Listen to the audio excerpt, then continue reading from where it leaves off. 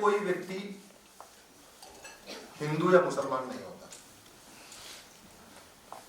गर्भ में होता है क्या? बाहर आने के बाद वो बनता है। अंतर समझना है तो मैं आज एक बात कहता हूं, एक ही मां के पेट से पैदा हुए दो जुड़वा बच्चे, एक बच्चे को आप गुरुकुल में भेज दीजिए, सरस्वती शिशु मंदिर में भेज दीजिए, और दूसरे बच्चे को आप मदरसा में भेज दीजिए। 15 साल के बाद आपको समझ में आ जाएगा, एक ही माता पिता एक साथ पैदा हुए दो जुड़वा बच्चों के स्वभाव में कितना अंतर होगा। रेडिकलाइजेशन का रूट काज मदरसा है, और जहां मदरसा है वहां अशांति। दुनिया का एक देश बताइए जहां मदरसा है और वहां शांति है, क्योंकि वहां पे प्रकृति के खिलाफ सिखाई चीजें सिखाई जाती है, ऊपर वाले के ठीक उल्टी बातें सिखाई जाती है। जैसे आंखें सबके दो ही होती हैं, कान सबके दो ही, हाथ उंगलियां सबके बराबर, हाथ बराबर, पैर बराबर। यानी ऊपर वाले ने कोई भेदभाव किया क्या? नहीं। जब ऊपर वाले ने कोई भेदभाव नहीं किया और नीचे वाला भेदभाव कर रहा है, तो जो भेदभाव करता है वो पाक हुआ या वो नापाक हुआ? जोर से बोलिए जरा। और जो नापाक काम करता है वो दूसरों को नापाक बता के खुद को पाक बता रहा है। मां के पेट में बेटा भी 9 महीने, मां के पेट में बेटी भी 9 महीने। तो जो बेटा और बेटी में भेदभाव करे, माता और पिता में भेदभाव करे, भाई और बहन में भेदभाव करे, पति और पत्नी के अधिकारों में भेदभाव करे, भेदभाव करने वाला पाक है कि नापाक है? जो भेदभाव करने वाला वो कह रहा मैं पाक हूं, तुम नापाक हो।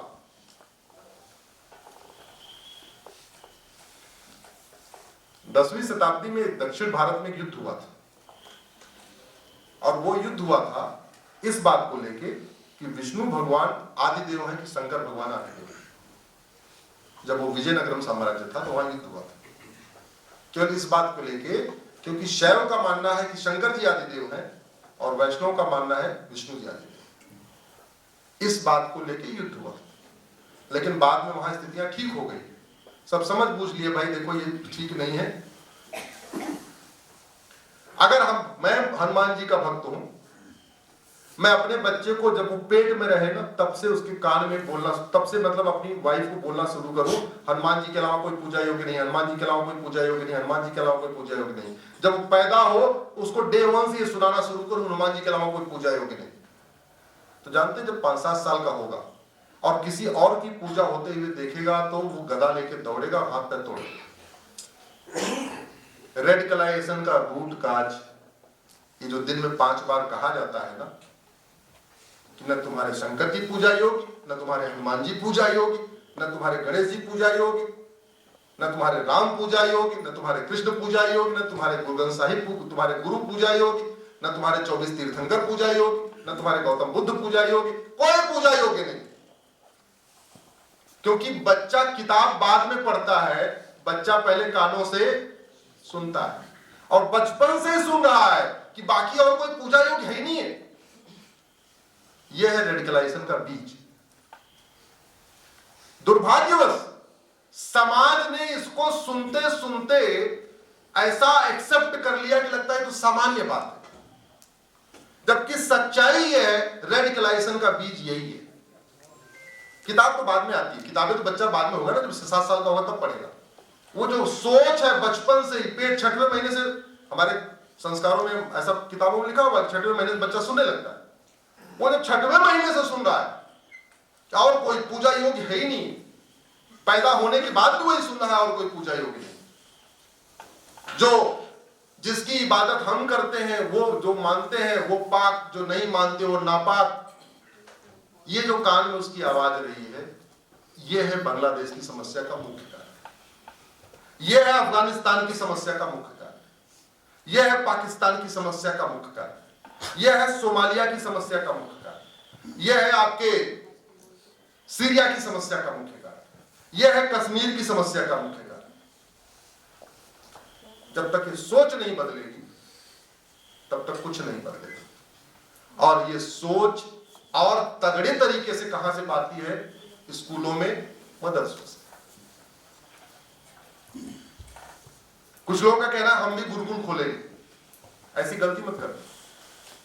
गुरुकुल मदरसे का काउंटर है ही नहीं। ये गलतफहमी है कि उधर जितने मदरसे उतने हम गुरुकुल खोल देंगे, बात बैलेंस हो जाएगा और कमजोर हो जाएगा। वो स्टेट बोर्ड वाला तो फिर भी कुछ कर सकता है, गुरुकुल वाला तो चीटी भी नहीं मारेगा। आपको प्रकृति से सीखना पड़ेगा। आप एक खेत में करके देख लीजिए, मैं आपको प्रैक्टिकल बता रहा हूं। आप एक खेत में 4 कोनों पे आम लगाइए और उसके बीच में बबुल लगा दीजिए। मैं गारंटी के साथ कहता हूं 4 से 5 साल के बाद चारों आम सूख जाएंगे, बबुल बड़ा हो जाएगा। चारों आम पलायन कर जाएंगे और बबुल। आप आम को आपको जिंदा रखने के लिए पानी भी देना पड़ेगा, खाद भी देना पड़ेगा, पेस्टिसाइड भी डालना पड़ेगा, दीमक से भी बचाना पड़ेगा। इतना करोगे तब भी वो आम नहीं बचेगा, और बबुल को कुछ नहीं करोगे तब भी बबुल बड़ा हो जाएगा।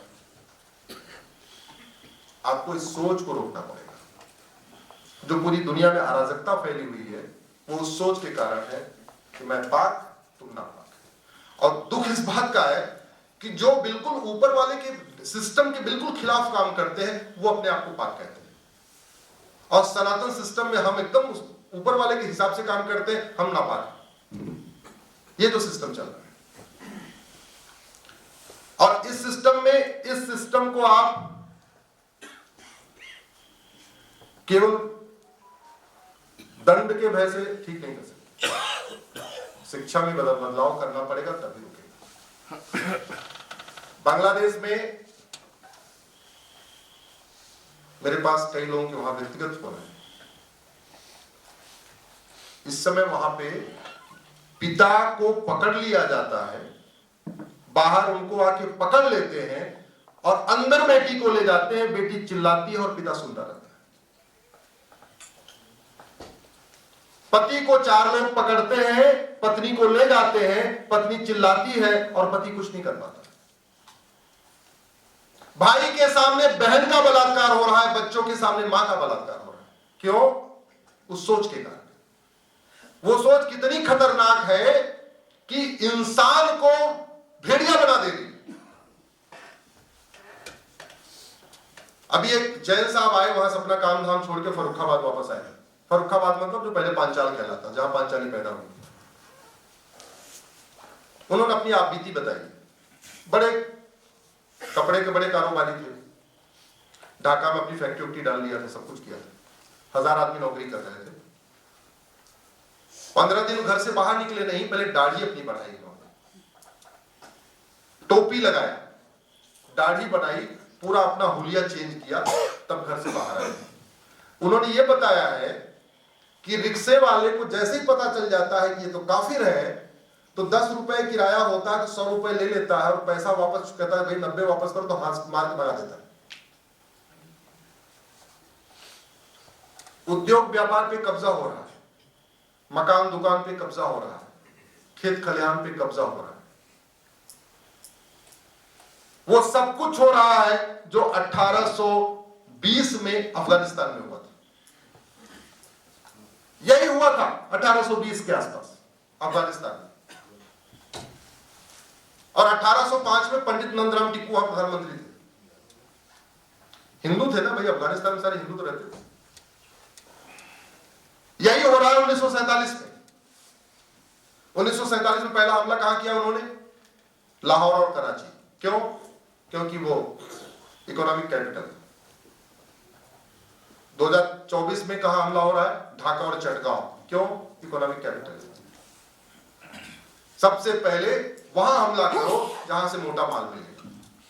और वैसे भी आपको प्रैक्टिकली आप समझ लो, मान लो आपके मोहल्ले में 5 घर में 1 करोड़ रुपए है और बाकियों के घर में 1000 रुपए है।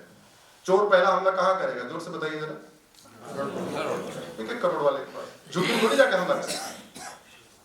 जिसको मकान पे कब्जा करना है उसके पास ऑप्शन है कि 1 BHK वाले पे कब्जा करूं, 2 BHK वाले पे करूं या 5 BHK वाले पे करूं। कहां कब्जा करेगा वो? 5 वाले।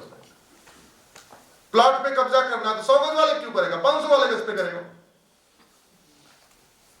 जिस तरीके से वहां पे हिंदू व्यापारियों को मार के भगाया जा रहा है, सबसे पहले उन्होंने क्या किया, जितने पुलिस में थे हिंदू इंस्पेक्टर, कांस्टेबल, थानेदार, उनसे इस्तीफा ले लिया। फिर सारे टीचर से इस्तीफा ले लिया, फिर सारे डॉक्टरों से इस्तीफा ले लिया। पहले सारे जितने गवर्नमेंट एम्प्लॉय थे हिंदू, उनसे इस्तीफा ले लिया। उसके बाद फिर ये मारकाट शुरू किया।